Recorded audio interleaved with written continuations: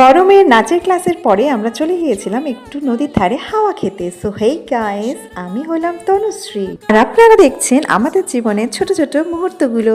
নাচের ক্লাসের নির্দিষ্ট ড্রেস থাকা সত্ত্বেও আমার মেয়ে শাড়ি পরে যেতে বেশি পছন্দ করে, কারণ এটা ভারতনাট্যমের ক্লাস, স্যারও সেটা পছন্দ করে তাই পরে।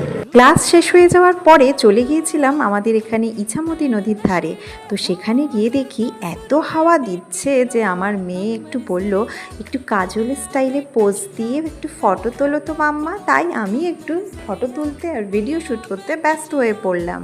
ফটোশ্যুট হয়ে যাওয়ার পরে একটু দাঁড়িয়ে হাওয়া খাচ্ছিলাম এবং ইছামতি নদীর ঢেউটা উপভোগ করছিলাম। তারপরে পাশেই তাকিয়ে দেখি একটা কি সুন্দর খেজুর গাছ, খেজুর গাছে কত খেজুর হয়েছে দেখুন। তারপর আমরা সবাই মিলে উঠে পড়লাম আমাদের বাহনে বাড়ির উদ্দেশ্যে। তো আমাদের মিনি ব্লগটা কেমন লাগলো আপনাদের অবশ্যই জানাবেন। ধন্যবাদ সবাইকে, ভালো থাকবেন।